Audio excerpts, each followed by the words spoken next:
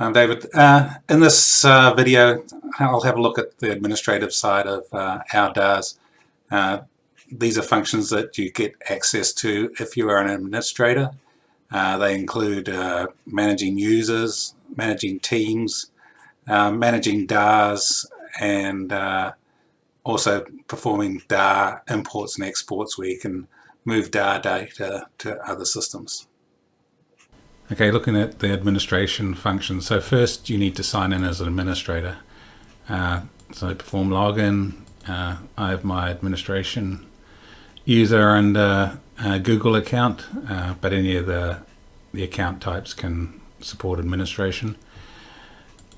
And now when we look at the menu, we see we've got administration as an option. Under administration, we've got sub-menus, say manage users, manage teams, manage DARs, and import DARs. Manage DARs also allows you to export a DAR. So let's first look at manage users. So this shows all the users in the system, and it shows some basic information about those users. Also allows you, if you are the administrator, to change some of the properties about those users. So I'm going to use this first one as an example. At the moment, has some basic information about the user, including their photo ID. And the things you can change as an administrator is you can set them up as an administrator. So by clicking on that, they become an administrator and would have the administration rights and menu. Can make a user activated. And by default, when a user first logs in, they aren't given any rights to the system other than setting up their user code, so that the administrators can come in after that and activate them, where they start getting the rights to some of the functions in the system. So again, as an administrator, once a user's logged in for the first time, if they are approved to use the system, then you can activate them.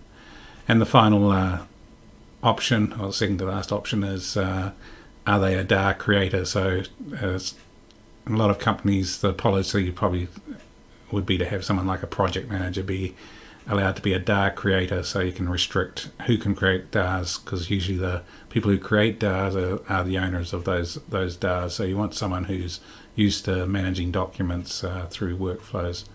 But in this case, to make this user a DAR creator, just click the box.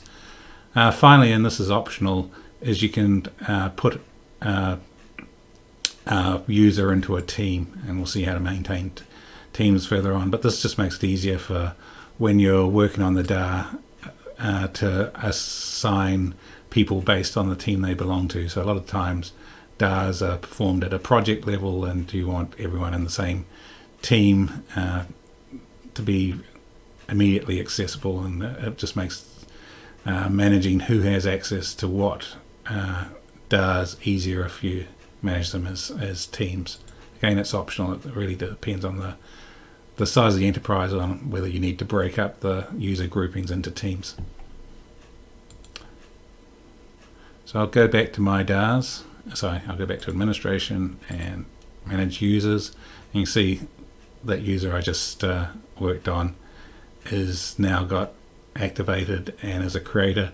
If you want to see all the new users, you can use some of the sort functions here to see people who were most recently added.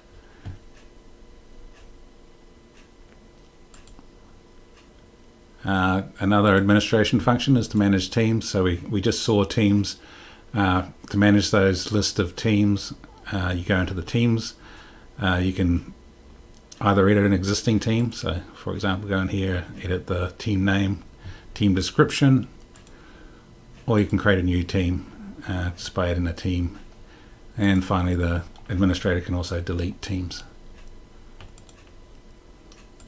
Another administration function is to manage DARs, and this might be the most frequently used function in the system by administrators.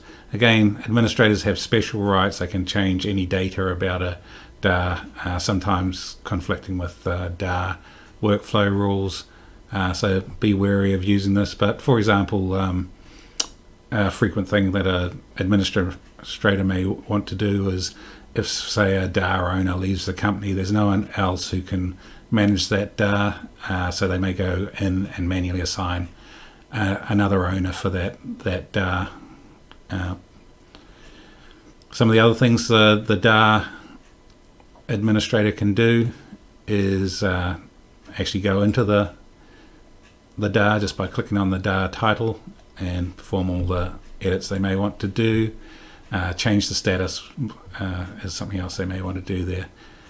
Just be aware also on this DAR administration listing, it'll show up to 100 DARs, but you could have a lot more than that in the system. If you find that you're not finding the DAR that you're looking for, or 100's too many to manually scan through, you can use some of these filters. So I might be just interested in DARs that are closed, and I may also want to restrict the DARs I'm looking at based on the title. So if I start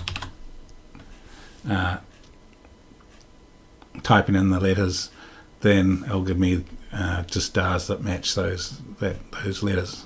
Just be aware this is case sensitive, so make sure you match the cases that you want of the DARs you're looking for.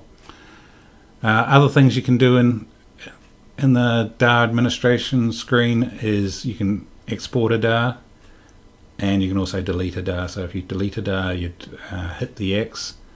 It'll take you to the DAR edit page with the option to confirm the delete. Just be aware that's a logical deletion. It won't actually physically delete the DAR information. So again, as administrator, you can actually come back and reinstate that DAR as well. But once it's logically deleted, it won't appear to anyone else in the system. And finally, something you may want to do is to extract the DAR information. You do that by clicking on this icon here. It'll take you to the DAR extract screen. You could then just copy the JSON data for that DAR and then bring it into other systems, or you could just save the information. So say if I wanted to go to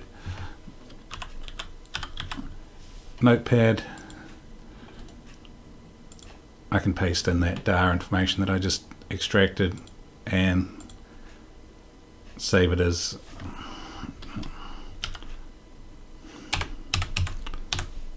whatever name I want to give to the file.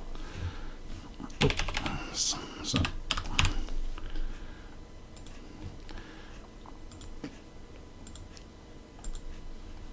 And the final administration function here is to import a DAR. So by pasting the information that we just copied into this text field here, we can perform an import.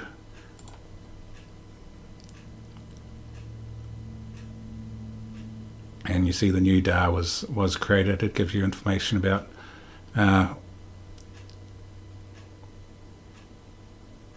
what it's called, and you can actually click on this and go to the DAR that was just created. This should be a copy of the one I just created. It's appended with the wording copy, so we know it's a new one.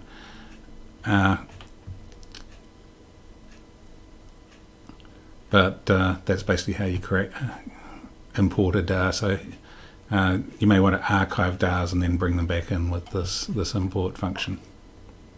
That's the administration functions. Thanks.